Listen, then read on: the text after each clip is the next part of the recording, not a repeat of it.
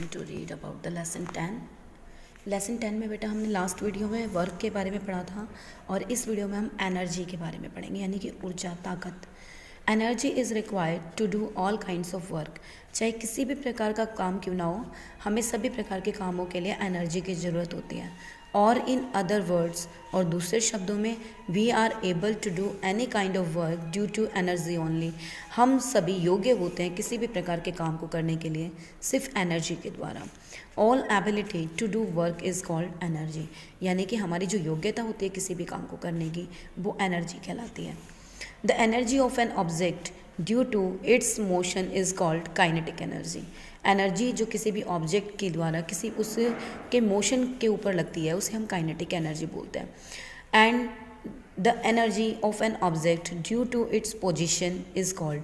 और जब किसी भी एनर्जी के कारण उस ऑब्जेक्ट की पोजिशन पर इफेक्ट आता है तो उसे हम पोटेंशियल एनर्जी कहते हैं. Other forms of energy are electrical, heat, light, solar, sound, magnetic, chemical, nuclear and atomic energy. Energy can be changed from one to another. अब from to another, एनर्जी जो होती है वो बदलती रहती है एक से दूसरे प्रकार में. फॉर एग्जाम्पल, उदाहरण के लिए, when we switch on an electric bulb it gets lighted. यदि हम किसी भी इलेक्ट्रिक बल्ब को ऑन करते हैं, स्विच ऑन करते हैं, तो वो जल जाता है. In this case, electrical energy of bulb change into light energy. इसमें क्या होता है कि जो हमारी, देखो, जब वो बंद था, जब हमने स्विच ऑन किया तो इलेक्ट्रिकल एनर्जी हुई, और जब उससे प्रकाश आया तो वो लाइट एनर्जी में कन्वर्ट हो गई. अब आता है बेटा सोर्सेज ऑफ एनर्जी, कि हमें एनर्जी मिलती कहाँ कहाँ से है. Energy can B obtain from different sources. Energy जो होती है इसको गेन करने के लिए भी बहुत सारे अलग अलग प्रकार के स्रोत होते हैं. There are various sources of energy. यहाँ पर भी बहुत सारे सोर्सेज हैं एनर्जी जिनसे हमें मिलती है. The main source of energy on our earth is the sun. जो सबसे मेन सोर्स है हमारे यहाँ एनर्जी का वो सन है बेटा, जिससे हमें सोलर एनर्जी मिलती है. The energy we get from the sun is called solar energy. जो हमें सूर्य से एनर्जी मिलती है उसे हम सोलर एनर्जी के नाम से जानते हैं. The sun's energy circulates in all living beings. जो सन्स एनर्जी होती है वो सर्कुलेट करती है लिविंग बींग्स में, जीवित प्राणियों में. This energy can also be used to generate electricity. इसी एनर्जी का यूज़ हम बिजली को जनरेट करने के लिए, उत्पादित करने के लिए या बनाने के लिए भी यूज़ करते हैं. आपको पता है सोलर कुकर का यूज़ भी होता है जिसमें खाना बनाया जाता है.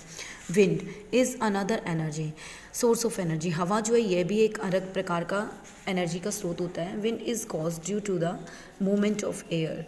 विंड जो है जब उसकी मूवमेंट बहुत तेज़ होती है, मूवमेंट के अकॉर्डिंग जब वो काम करती है तो उसको भी यूज़ किया जाता है. Any moving body possesses some energy. हमारी जो बॉडी होती है जब वो किसी भी उसमें चलती है तो हमारी एनर्जी के कारण ही होता है वो भी.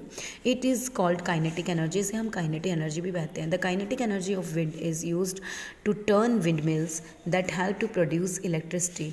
जो हमारे हवा के जो पवन चक्की होती है बेटा, उनके द्वारा भी, विंड मिल्स हमारी पवन चक्कियाँ होती हैं, उनकी हेल्प से भी हम इलेक्ट्रिसिटी को प्रोड्यूस करते हैं, उत्पादित करते हैं. Sail boats also make use of wind energy. Sail boats जो होती हैं उसमें भी हमारी विंड एनर्जी का ही यूज़ होता है.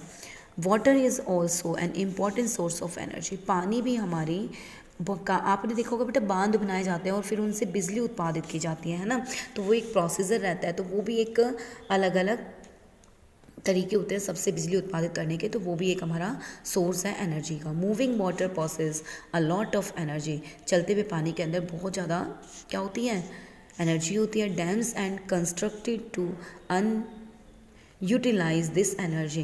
जो डैम्स होते हैं उनको बनाकर इस एनर्जी को यूज़ किया जाता है. This energy of moving water is use to generate electricity called hydro electricity.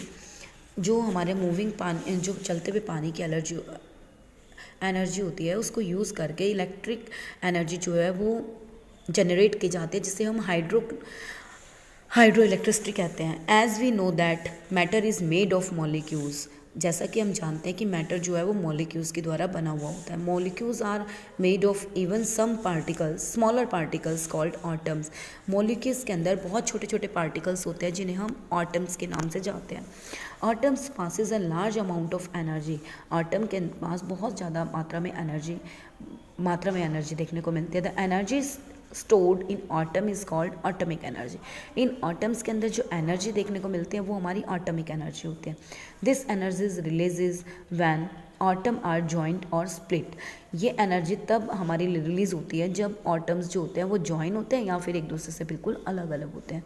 Atoms energy can be use to generate electricity. इसका यूज़ भी हम इलेक्ट्रिसिटी को जनरेट करने के लिए करते हैं। The energy form from the heat inside the earth's crust is called geothermal energy।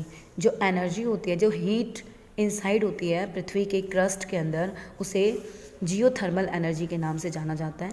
This energy comes out in the form of hot water springs और ग्लेशियर्स। ये जो एनर्जी होती है बेटा, ये हमारी हॉट वाटर स्प्रिंग्स के रूप में या फिर ग्लेशियर्स के रूप में देखने को हमें मिलती है। This energy is use to generate electricity. इसका यूज़ भी बिजली को उत्पादित करने के लिए किया जाता है। I hope you all are understand your lesson.